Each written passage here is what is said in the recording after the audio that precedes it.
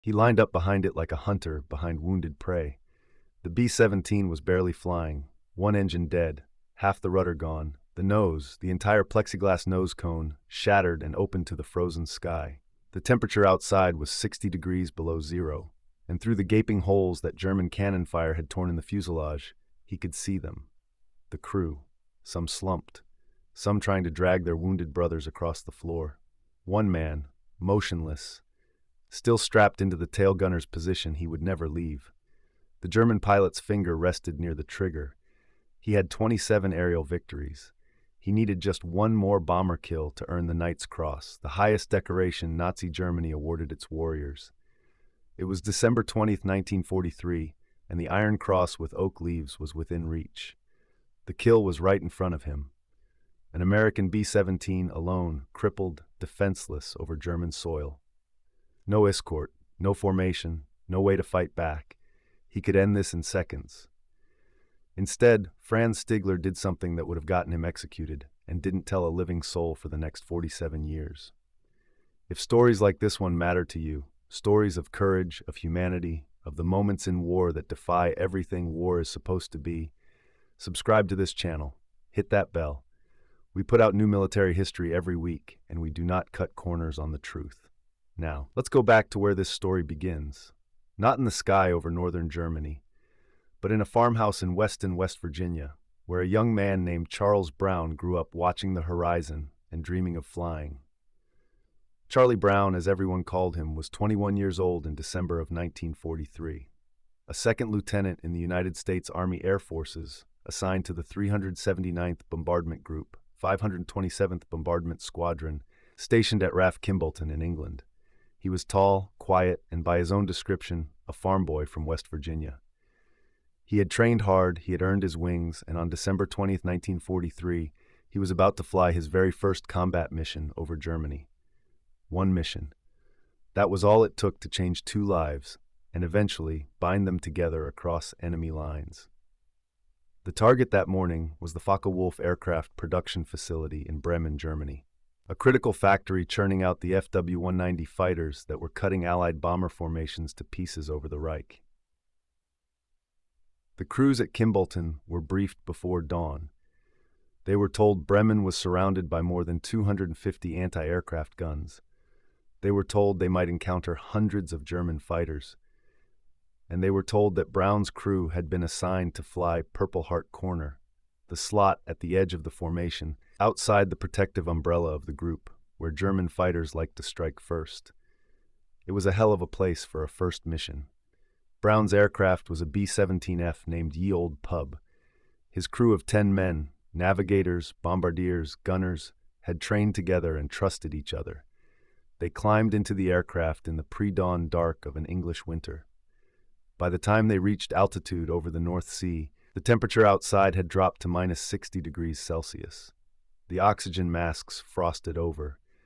The guns had to be manually rotated every few minutes to keep the mechanisms from freezing solid. They crossed the German coast and headed for Bremen. The bomb run began at 27,300 feet. 10 minutes of flying straight and level while every flak battery in Bremen drew a bead on them. Then the German fighters arrived, waves of Bf-109s and FW-190s, tearing into the formation. Ye Olde Pub took a direct hit from anti-aircraft fire that shattered the plexiglass nose and knocked out the No. 2 engine. Then another hit took the No. 4 engine to the edge of failure. Then the fighters came back for a second pass, and a third. By the time the bomb load was released and the formation turned for home, Ye Olde Pub was in catastrophic condition. One engine was completely dead. A second was running away, surging uncontrollably, and had to be shut down and restarted. The port horizontal stabilizer, the small wing at the tail's left side, was gone. Half the rudder was shot away. The hydraulic and electrical systems were destroyed. The oxygen supply was so badly damaged that the entire crew lost consciousness, sending the aircraft into an uncontrolled spin. Brown and his co-pilot, Spencer Pinky Luke, regained consciousness at less than 5,000 feet, barely above the rooftops, and wrestled the plane out of the dive by sheer force. Brown later said his only conscious memory was dodging trees, and the crew, his 10 men, were in desperate shape. Sergeant Hugh Eckenrode, the tail gunner, was dead at his station. Sergeant Lloyd Jennings, one of the waist gunners, had been nearly unconscious and severely wounded. Several other crew members had taken shrapnel and gunfire. A bullet fragment had lodged in Brown's own right shoulder, though he didn't stop to think about it. The bomber was heading east, deeper into Germany, because the compass had been knocked out. Only 2 of the bomber's 11 machine guns were still functioning. A dying aircraft, over enemy territory, with a dead man aboard and nearly every man else bleeding, ye old pub flew on. On the ground below, at a Luftwaffe auxiliary airfield near Bremen, a German fighter pilot was having his Messerschmitt Bf 109 refueled and rearmed. He had already flown combat missions that day. His aircraft had taken damage. A .50 caliber bullet was lodged in his radiator, and his crew chief warned him the engine could overheat at any moment. But when someone on the ground spotted a lone, straggling bomber limping low overhead, Franz Stigler climbed back into his cockpit. He had reason to. Franz Stigler was 28 years old, born in Regensburg, Bavaria, the son of a World War I pilot. He had started flying gliders at 12. He had flown for Deutsche Lufthansa, the forerunner of today's Lufthansa, before the war. He was an experienced, highly skilled aviator who had flown over 400 combat missions across North Africa and Europe. He had been shot down 17 times, bailed out 6 times, landed in a damaged aircraft, 11 others. He had lost his brother August, a fellow pilot, killed in a crash in August 1940. And he was, by December 1943, a decorated Luftwaffe ace with 27 confirmed aerial victories. The Knight's Cross, the Iron Cross with oak leaves, the highest decoration in the German military, was within reach. Shooting down a 4-engine bomber was worth 3 aerial victory points. Franz Stigler was close, very close. And now a crippled B-17 was practically floating in front of him. He took off. He caught ye old pub within minutes. He came up from behind, approaching the tail position, the most dangerous spot for a fighter attacking a B-17. Normally, the tail gunner would already be tracking him, swiveling the twin .50 calibers to blow him out of the sky. But the guns didn't move. Stigler eased closer. Still nothing. He realized the tail gunner must be wounded, or dead. He pulled alongside. What he saw stopped him cold. The tail of the aircraft was torn open. He could see straight into the fuselage. Men were on the floor. Men were being held by their crewmates. One man, the tail gunner, was motionless in his shattered position. The bomber's nose was gone. The entire front of the aircraft was open to the winter sky. He could count the damage. He could see the blood. Later, Stigler would describe what passed through his mind in that moment by referencing something his commanding officer, Gustav Rodel, had told him during the North Africa campaign. Rodel had gathered his pilots and said, "You are fighter pilots first, last, always. If I ever hear of any of you shooting at someone in a parachute, I'll shoot you myself." Stigler looked at ye old pub and thought of those words. "To me," he said years later, "it was just like they were in a parachute. I saw them, and I couldn't shoot them down." He made his decision. What happened next was one of the most extraordinary acts of compassion and one of the most dangerous personal risks in the history of aerial warfare. Stigler pulled his Messerschmitt alongside the bomber's left wing, close enough that Brown and his co-pilot Luke could see his face through the canopy. Close enough that they could have reached out and touched the German aircraft's wingtip. Brown described the moment years afterward. "I look out the right window, and there parked on my right wing is a German Bf 109. I closed my eyes and shook my head, the way you would with a nightmare. I figured if I close my eyes and open them again, he'll be gone. Well, I opened them again, and he was still there."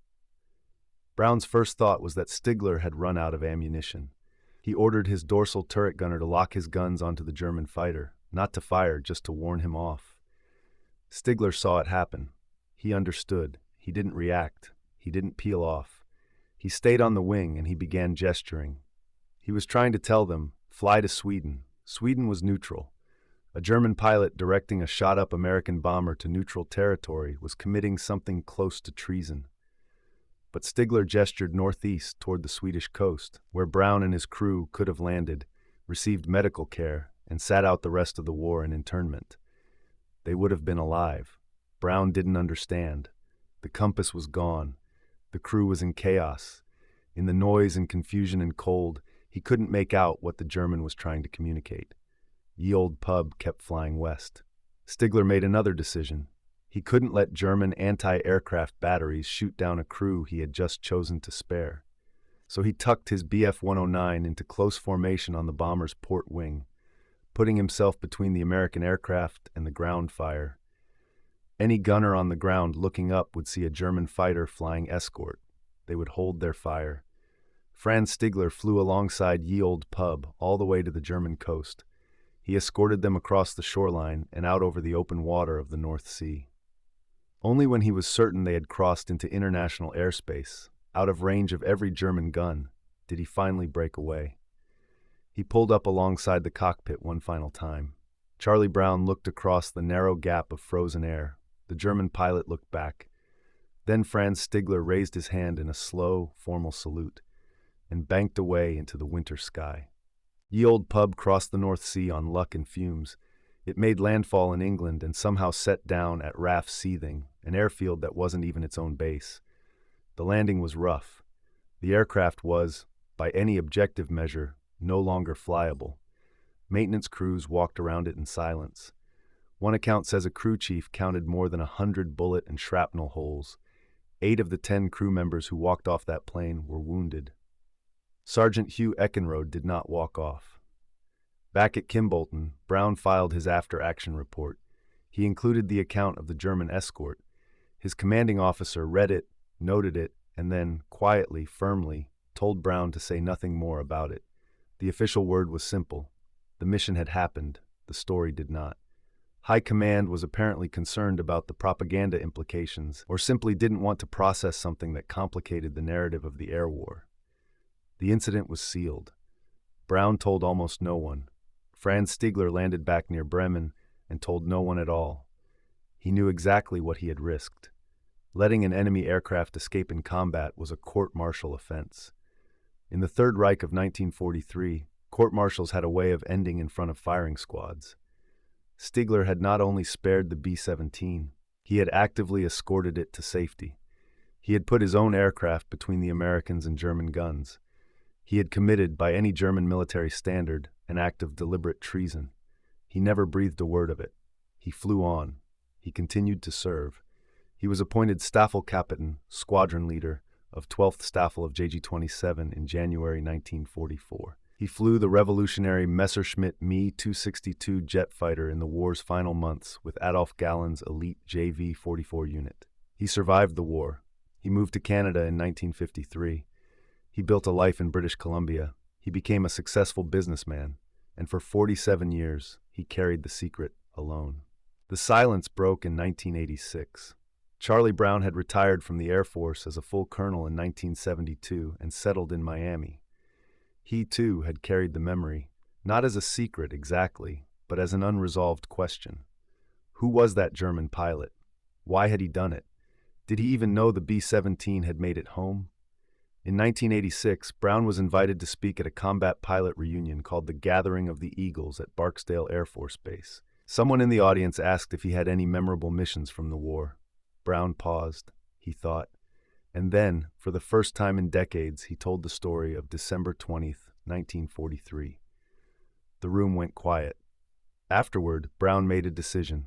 He was going to find that German pilot. He spent 4 years searching through U.S. military records and West German Air Force archives. He found almost nothing. The Luftwaffe records were incomplete, many destroyed in the war, and Stigler's own logbook had been confiscated by Allied forces at the end of hostilities and never returned.